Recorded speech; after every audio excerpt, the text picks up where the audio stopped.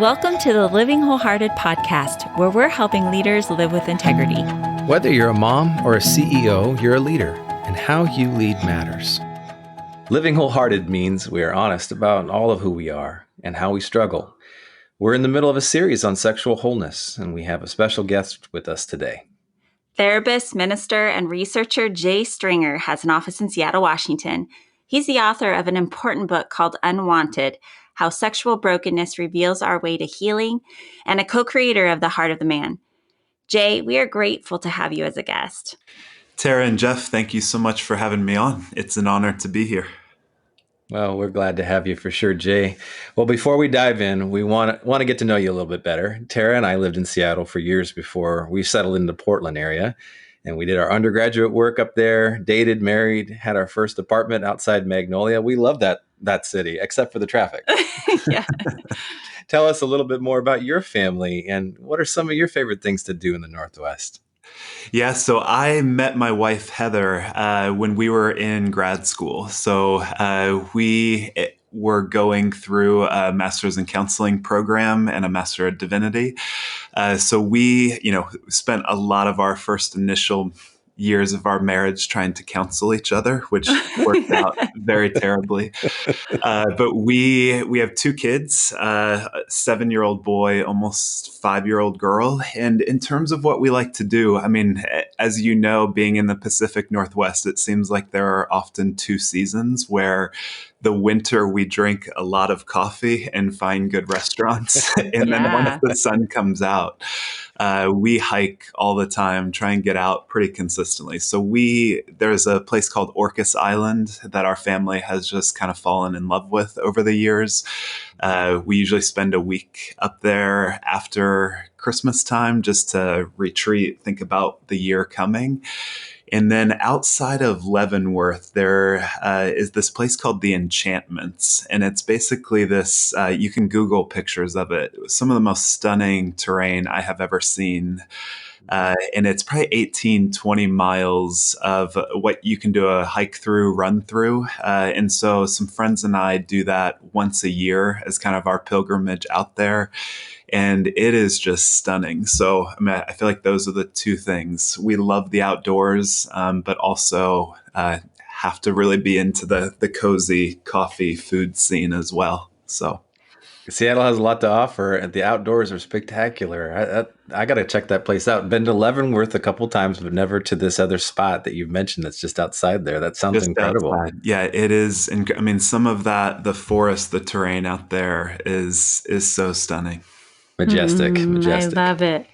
Well, Jay, we know that our work often stems from our own stories. So tell us a little bit about your journey and why you became a therapist, particularly focused around sexual wholeness. Yeah, so I would say this all started for me when I was a child. So my dad was a pastor of, I would say, medium-sized, smaller-sized Presbyterian church. And so we didn't have a community life pastor, for example. And so what would happen would be that people would reach out to my dad at the church office. And then when they couldn't get a hold of him there, they would leave basically, I was going to say voicemails, but they were home answering machine messages. Oh, yeah. And could remember just being a boy and starting to hear people's messages. And I realized that people told the truth of their lives through crises. They didn't tell the truth of their life on Sunday. And so just the reality of, people in our church that had an affair, people in our church who were struggling with pornography, mental illness. Those were the voicemails that really just created so much intrigue in me of why is it that people don't talk about these things on Sundays or in most small groups, but why is it that a crisis is usually the place where everything that is true of someone's life really rises to the surface? So I would say just from a very early age, had that sense of really inclined definitely to the work of what the gospel is all about, but also the intersection of where are human beings broken and where are they telling the truth. And then, after grad school, certainly in the midst of some of my own involvement with pornography, sexual brokenness, but I got a position to work with the city of Seattle's John School. And this was a program designed for men who had been arrested for soliciting women in prostitution. And I remember one of my first clients that I worked with that had been through that John School, he told me, he said, Jay, I definitely buy sex because of the thrill and the pleasure of sex. But far more, what I love to do is just cruise around the streets of Seattle trying to lock eyes with a woman in prostitution. And so, as a therapist, we started working that story back. And he told me kind of three initial stories. The first was that he could remember being a young boy and he is kind of crying in his crib, but his mom and his dad didn't come to his crib. That was kind of his first memory. The second memory was kind of being probably about 7 years old, and he's watching his parents reverse out of the driveway when he has the flu, and he was home alone with his nanny, and he just remembered crying for his mom and his dad to come back. And then the third memory that he brought me into had to do with being in middle school, and his parents gave him this brand new kind of Schwinn road bike. And what he said was, Jay, I loved riding that road bike. I would cruise around my neighborhood for hours just trying to lock eyes with girls in my class or with my friends' moms. And so in that session, what he had done, kind of unbeknownst to him, was really connect his present acting out behavior of buying sex and the cruising with a formative age in his life where he was really all alone. And so that place of connection, that place of attunement that he was initially beginning to experience as a middle school student, basically drove him into a life of crisis. And so to me, that was always really fascinating, as well as how is someone's kind of current behavior, whether that's infidelity, whether that's extramarital affairs, pornography use, how is that actually telling us a story about another time in someone's life that has never been addressed? And so just being a therapist, I love it because I get to be just a detective with regard to people's lives. Mm. Jay, those stories are powerful that the client shared with you, the connection that you made to them. And I love the way that you say you get to be a detective. You're using gifts and skills to be able to come alongside people to help them to see where things may have come from. I'm not a counselor, but being married to one, have the highest regard and appreciation for the pace and the loving way that people in that profession do that work. It's amazing. I'd like to just take you back to where you started when you first started speaking about this, but to the memory of you as a child for a second. That's such a powerful moment. And I wanted just to ask you, what were some of the things, if you remember back being that kid, listening to those answering machine messages in the space where your dad's a pastor, he's receiving all these calls and people are telling the truth on these in these spaces that they may not have been saying or broadcasting on Sundays. But as a kid, I'm just curious, what were you feeling? When you heard those messages, it compelled you towards the gospel, towards saving. But what were the feelings that were there? I'd just love to know that as a kid. Yeah, such a great question, Jeff. I would say a number of feelings were there. The first, there's such a clear sense of voyeurism and arousal of being able to hear some of these stories and have a privileged seat into knowing kind of what are people in my church actually doing, thinking about during the week. So, but I would say the main thing would be that my dad just sitting around. Let me back up. So part of what I would say is, there were implications for my father with each one of these calls. And so I could remember just kind of being at a dinner table, and hearing a message come in. Maybe someone was having a mental health condition, really needed pastoral counseling. And what I would watch is my dad's face become busy, thinking through the ramifications of how is he going to schedule a call in or a visit with this family. But then I would also be watching my mom's face, and there would be a growth in terms of her agitation.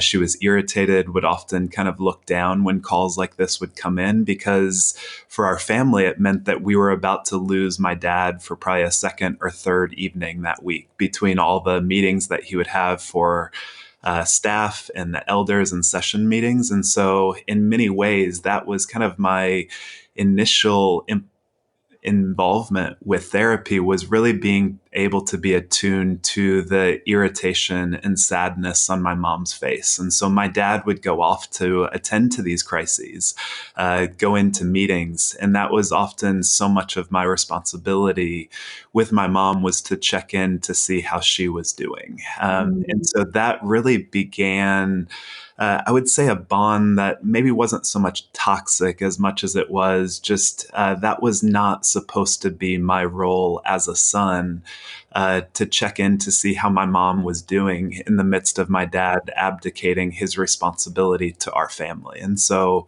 what ended up happening with my mom and I think really shaped the trajectory of my sexual life in terms of, I hear a lot of stories with regard to what's actually happening in people's lives. And then just part of the gift that developed within me was being able to see that women were very disappointed in some of the decisions that their husbands and boyfriends were making. And I would often position myself in a place to hear their struggles in their marriage, their struggles in life, and kind of offer something of a kind listening ear to them.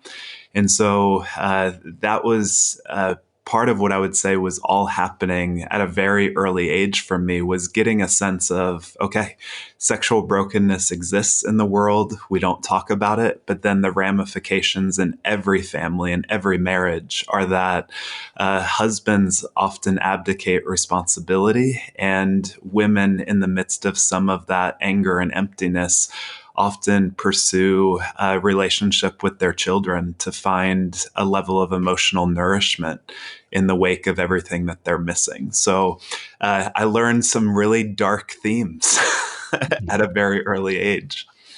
Absolutely. Jay, just your awareness is just beautiful to hear. And I hope an example to our listeners of the unpacking, but the ripple effect of all of our brokenness, it's profound. And I think just normalizing, as people are listening and as we unpack more, just normalizing that piece that our stories are really significant in the things that we long for. And as we watch our parents unpacking, and even though the brokenness was coming in through an answering machine, just the ripple effect that had on your family and the impact that was with you. So thank you for your vulnerability, your honesty there. Mm-hmm. Yeah. Yeah. And I think it's just so crucial as you begin to think about your own sexual brokenness, if you're listening, to be able to get a sense of some of those questions of what was the role that I played in my family? Who introduced me to porn? When did I first hear some of those first sexual stories or experiences? And what was my response to those things? So I think once we study our origin stories, and begin to understand the trajectory that those took, I think there's a lot more kindness to engage our brokenness in the present. Yes. For sure.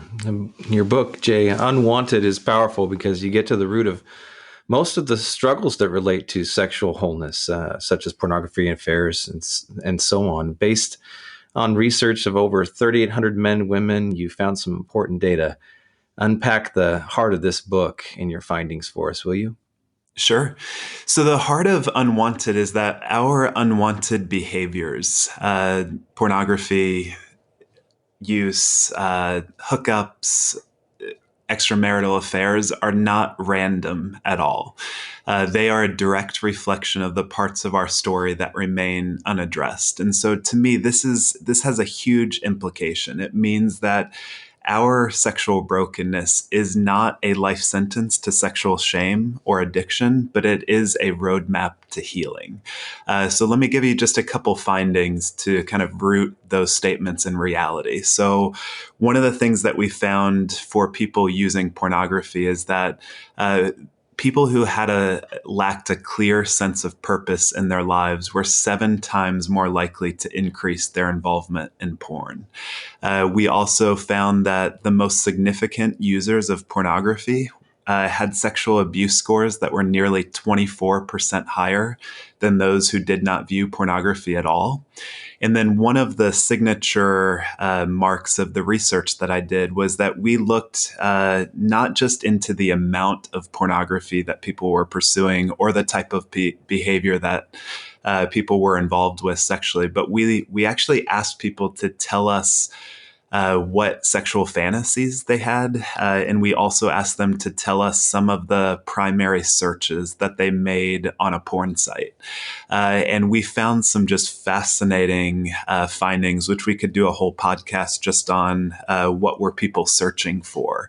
But what we found was that the specifics of what people put into Google or a porn site could be shaped and predicted based on the parts of someone's story that remained unaddressed. And so, just real briefly, one example of this would be that, let's say you were a man that wanted to see kind of more of the genre of college age porn, or maybe a woman who had a smaller, more petite body type, or a race that suggested to the user something of subservience. We found that the 3 primary predictors for that type of porn search would be this man had a very strict father. He had a high level of a lack of purpose in his life, and he had very high levels of shame. And so if you're able to stitch some of those things together and build something of a profile with this man has had a very strict authoritarian father who has used some form of domination, rigid parenting to begin to enforce a lot of these rules and regulations on this boy. And then as he grows up, he begins to feel just a lot of lack of purpose around his life. And then in the midst of that, he can seek out a type of pornography that actually allows him to find power and dominance. And he's able to get exactly what he wants without any resistance in the world of pornography. And so one of my favorite quotes is from a Franciscan priest who says, "The pain that we do not transform, we transmit. Always someone else has to suffer because I don't know how to." And so I think that's part of the invitation that Unwanted is really inviting people into is, where is the pain in your life? Where are those stories of brokenness? And if you don't transform them, if you don't engage them, then what's going to happen in unwanted sexual behavior is that you're going to pursue behaviors to basically process through a lot of those experiences of pain in a very self-destructive and other destructive way. It's incredibly profound. And I want to say to those listening, if this is uncomfortable to listen to, that is normal. There's so much. Jay and Jeff and I, we're used to talking and processing at this level as we sit with hundreds of clients and their stories. But if this is new to you, I encourage you to hang in there and to continue to listen, because there is really so much that we can all resonate with at some level when it comes to our sexuality and the deeper undercurrents of our story that are crying out for help. They're saying, pay attention to me. And so, Jay, this research is what it does is it helps us to not be disgusted with ourselves, but actually to be curious to understand that wounded child. Yes. I mean, the amount of people that feel disgusted and full of contempt for themselves versus curious. All I can say is that curiosity will take you so much further than disgust or contempt.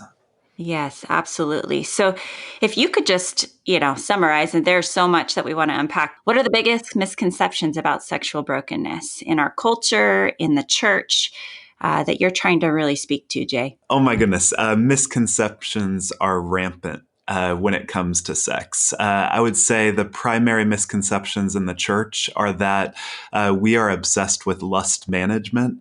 We have this thinking that if we get internet accountability, internet monitoring, get an accountability partner, that somehow this thing is going to be able to be managed.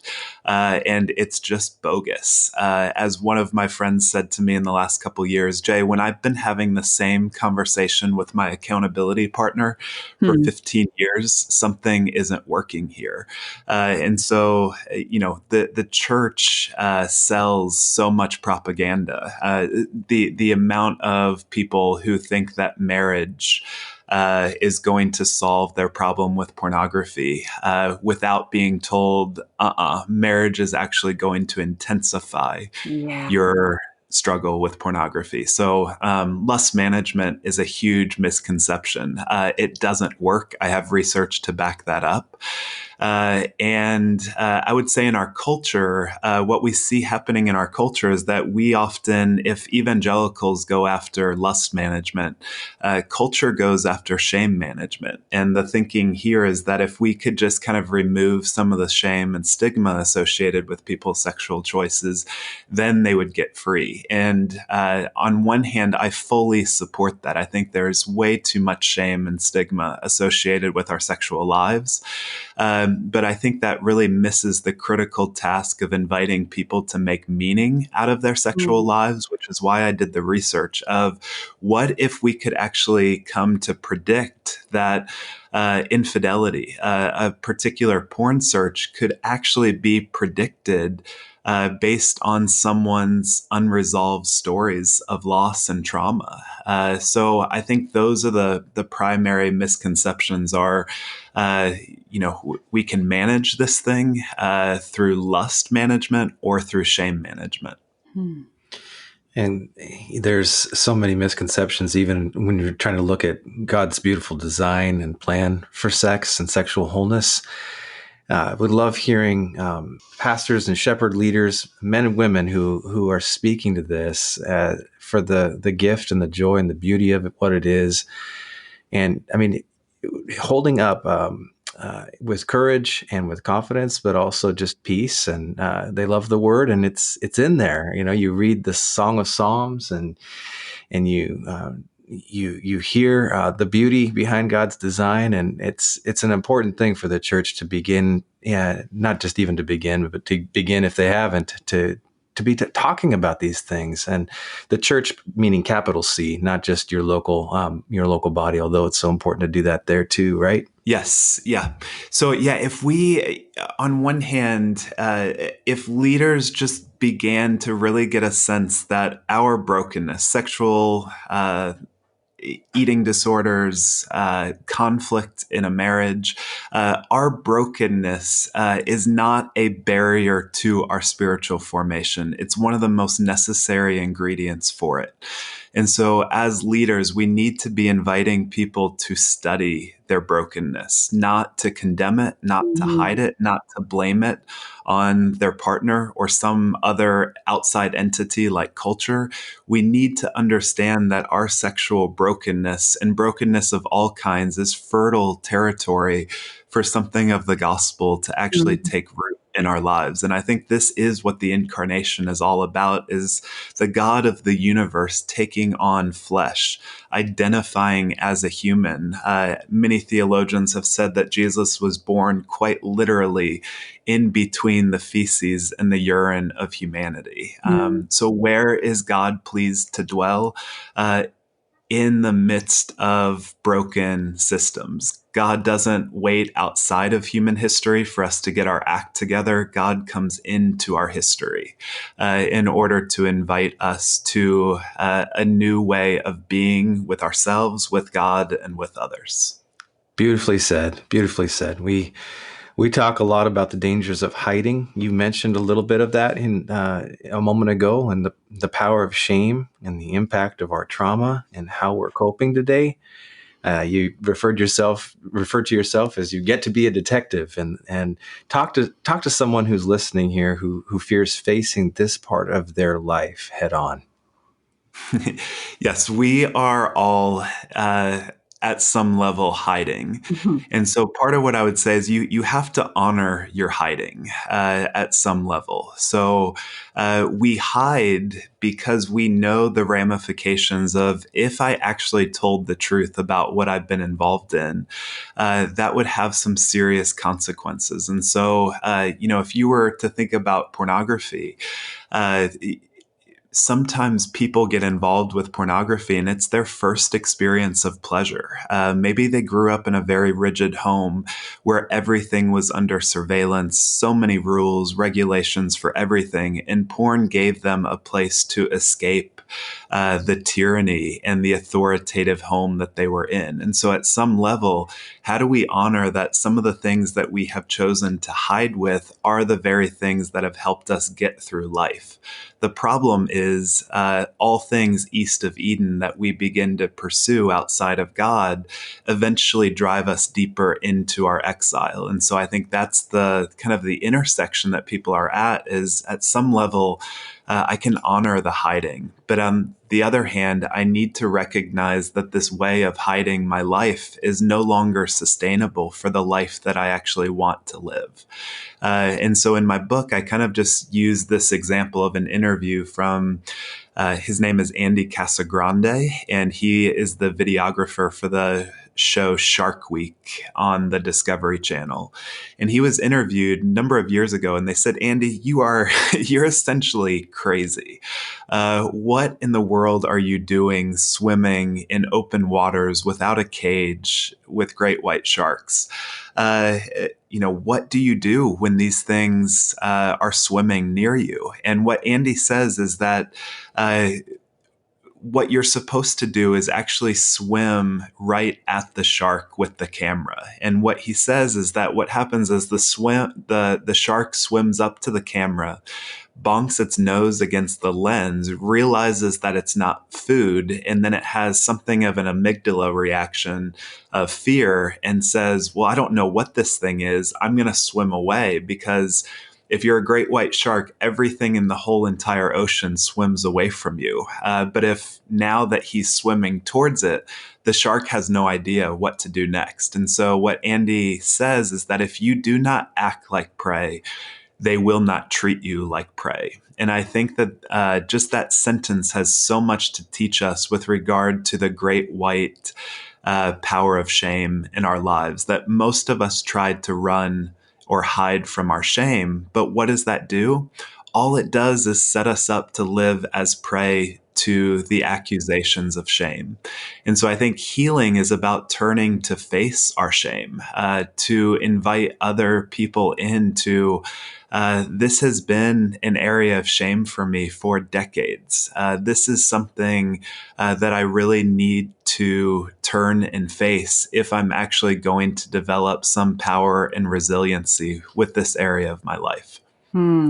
It's so good. You just took me on a journey. My body got hijacked there when you started talking about swimming with open waters with sharks. Woo! Terrifying.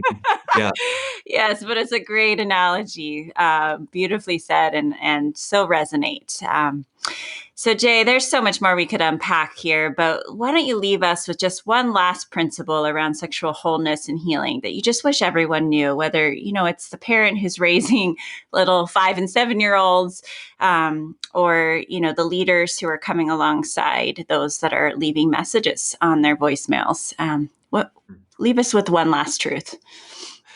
Yeah, maybe I'll go two, because I want to honor the reality that on one hand, sex is stunning. It's beautiful. And so I think just that question of, do you believe that you could swim in the waters of sexuality that God has given to you and know a sense of reverence with your sexuality, but not shame? Yes. God is the author and the designer of an orgasm, of a clitoris, of just our bodies and the beauty of them. And if those begin to feel like awkward or censored words to you, I think that we have to begin to invite everybody into why has something so beautiful actually become a place where we feel so much shame. So on one hand, invite people to see the beauty and the power of sex. And then I would say, secondly, this goes back a little bit to the question around misconceptions, but certainly within the church, one of the big areas that really needs to be challenged is that sex is not solely about lust. Sex is also about anger. And so if you were to think about sexual brokenness as a river, maybe similar to the Mississippi River, that river is so powerful because it has multiple tributaries that flow into it. The primary tributary of the Mississippi is the Missouri River. There's also the Tennessee, the Arkansas, etc. But when it comes to sexual brokenness, what happens a lot is that people try to block the tributary of lust through internet monitoring, accountability, cold showers, and then they wonder why those efforts haven't worked. And all I can tell you is you've only blocked one medium level tributary. There's also the role of anger that plays into our sexual life. And so this is the language of James 4 of, what causes fights and quarrels among you? Well, you want something, you lust for something, but you don't get it. So what do you end up doing? You kill. And that's not my language. That's James. That's Jesus. And so that reality of sexual brokenness is a confluence of lust and anger. And so if you really want to see your integrity change and your involvement with sexual brokenness shift, really pay attention to what is driving you to be so angry. That could be at your spouse for not being sexual enough. That could be the anger and disappointment that your life has not turned out the way that you would have wished. So if you only aim your efforts at lust, you're going to continue to struggle because you haven't engaged the other partner of crime of anger. So just really invite people to think more deeply about what is driving them to sexual brokenness. So good.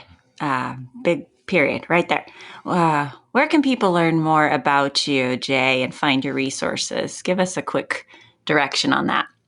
Sure. My website is jay-stringer.com. In there, you can find, a place to order the book. I have a sexual behavior self-assessment that's about 160 questions. And after you take it, it's going to give you a 40-page report as to what is contributing to your sexual brokenness. We have a lot of therapists, pastors, churches, individuals using this as a type of assessment. Gets really personal about what your fantasy preferences are, but then goes back into what were the adverse childhood experiences that are informing those. And then, as you mentioned, I have partnered with the Heart of Man film to create something called the Journey Course. And this is a 18-week online course for small groups, accountability partners, churches, to really invite people to a 5-month path to freedom from sexual brokenness. And this is for men and women.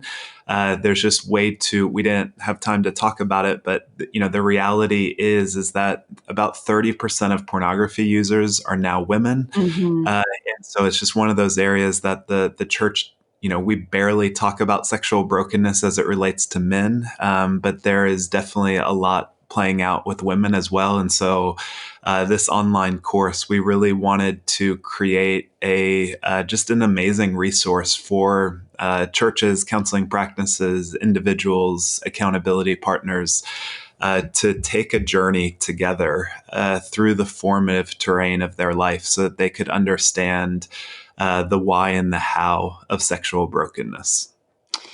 Really, if you're a leader out there at any level, this is material that you definitely want to look at, whether you're working with youth or you're a pastor or you are coming alongside young adults. regardless, there are some incredible resources here. And if you are struggling and you have not told anybody, I just want you to hear that you're not alone in this journey, and that it's just one part of living in an integrated life where we can be free to be who we were made to be and not have to white knuckle our way through life. It's exhausting and shame-filled. And so thank you, Jay, for the work that you're doing. And getting to know the roots is vital in all our stories. Check out Jay's resources in our bio. You can also learn more about our professional counseling team, who is here to help at livingwholehearted.com. And Tara, should we share it?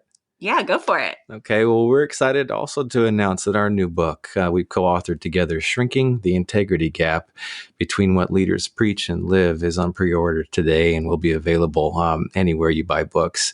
We really believe that this book is going to be an incredible resource for you and those in the wake of your influence. And certainly, as we talk about integrity, it ties so well into our theme of today and the series of sexual brokenness that we've been exploring.